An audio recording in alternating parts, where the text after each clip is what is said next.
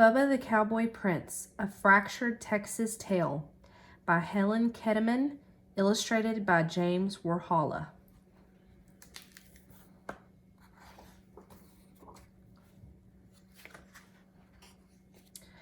Once a strapping young feller named Bubba lived on a ranch with his wicked stepdaddy and his hateful and lazy stepbrothers, Dwayne and Milton. Bubba's stepdaddy spoiled Dwayne and Milton no end, but Bubba worked from sunup to sundown doing the chores of 3 ranch hands. Bubba never complained, though. He loved ranching.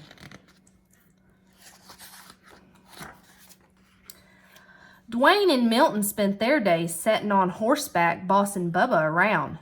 "Get them doggies along there, Bubba," ordered Dwayne.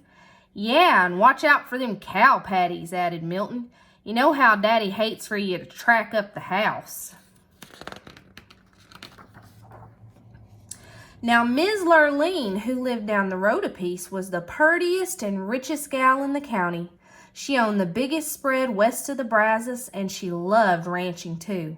But it was lonesome work, and after a while, she decided it was time for some companionship. "I aim to find myself a feller," she said, "one who loves ranching as much as I do, and it wouldn't hurt if he was cute as a cow's ear either." Ms. Lurleen decided to throw a ball. She sent invitations to all the ranchers in Texas. Soon the day of the ball arrived. Milton and Dwayne spent all day getting gussied up in their finest duds. Bubba about ran himself ragged waiting on them. "Bubba!" shouted Dwayne. "Fetch my bolo tie." "Bubba!" shouted Milton. "Get my boots polished." "Bubba!" shouted his wicked stepdaddy. "Brush them horses and wash that wagon." By the time Dwayne and Milton and their wicked daddy were ready to go, Bubba was exhausted. Still, as they climbed into the wagon, Bubba asked, "Can't you wait for me to get ready? I want to dance with Miss Lurleen too." Dwayne and Milton and their wicked daddy hooted and hollered. "Why, you're sorrier than a steer in a stockyard," said Dwayne. "Can you imagine Miss Lurleen dancing with the likes of you?" said Milton. "Miss Lurleen wouldn't even wipe the dirt clods off her boots with that raggedy shirt of yours, and you smell more like the cattle than the cattle do." Bubba took a look at himself. It was true. He didn't have a decent shirt to wear. His boots were downright disgraceful, and he did smell a bit rough. Milton and Dwayne were right. Miss Lurleen wouldn't dance with the likes of him. Bubba hung his head. He felt lower than a rattlesnake in a gully. Milton and Dwayne and their wicked daddy went on off to the ball. Bubba mounted his horse and headed for the pasture to check on the herd. The sky was getting darker than a black bull at midnight. It looked like a Texas thunderstorm was brewing. Bubba had just arrived at the cow pasture when a bolt of lightning struck, knocking him off his horse. Bubba was stunned for a moment, but when he picked himself up, he heard a voice. "Go to the ball, Bubba," said the voice. Bubba looked around. No one was there except him and the cows. Now, Bubba figured he'd bonked the bejeebers out of his bean, 'cause the voice was coming from a cow. She chewed her cud for a moment, then said, "I'm your fairy god cow, and I can help you go to the ball." Bubba sat up, rubbing his head. "I'd like to go, Ms. God Cow, but shoot, I don't have a thing to wear." The fairy god cow swished her tail, and Bubba's raggedy clothes changed into the handsomest cowboy duds he'd ever laid eyes on. His jeans were crisp, his boots were shiny, his shirt was dazzling, and his Stetson was whiter than a new salt lick. "Why, I look downright purty," said Bubba. The fairy god cow swished her tail again, and a nearby steer turned into the most beautiful white stallion Bubba had ever seen. "Now you go on off to the ball, Bubba, and have a good time dancing with Miss Lurleen. But you'd best be home by midnight, 'cause that's when the magic runs out."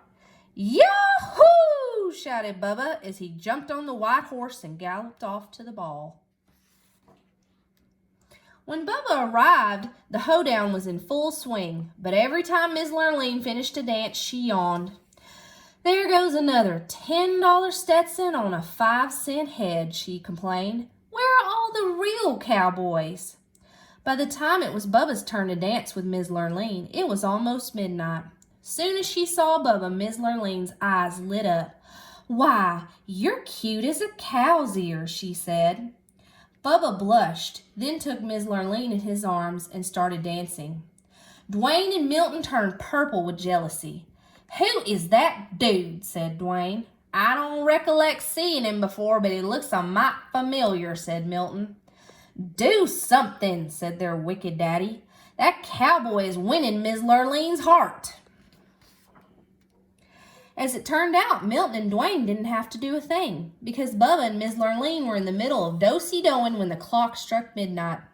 Suddenly, Bubba's fine duds turned into the dirty rags he usually wore around the ranch. He looked sorry, and he smelled worse.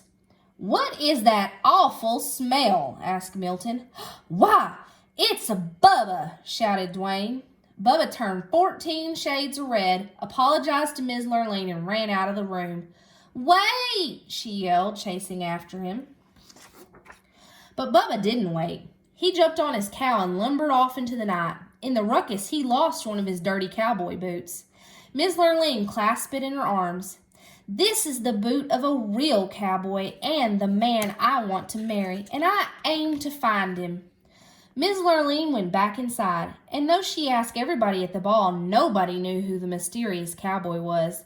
Nobody except Dwayne and Milton and their wicked daddy, that is. But they weren't talking. The next day, Miss Lurleen went from ranch to ranch looking for the cowboy who owned the boot. When she came to Dwayne and Milton's ranch, both brothers tried the boot on, but it didn't fit. Miss Lurleen had just climbed on her horse to leave when Bubba rode up. He was dirty and sweaty and smelly from working with the cows, and he was only wearing one boot. Miss Lurleen jumped off her horse and ran over to Bubba. "Try this on," she cried. Bubba took his dirty old boot and pulled it on. "Much obliged, ma'am," he said, blushing. It fit perfectly. "You're my prince and cowboy boot," shouted Miss Lurleen. "I'd recognize that smell anywhere. Marry me, cowboy, and help me work my ranch." Dwayne and Milton and their wicked daddy threw chicken fits. But Bubba just smiled, and he and Miss Lurleen rode off into the sunset. They lived happily ever after, roping and cowpoking and getting them dogies along.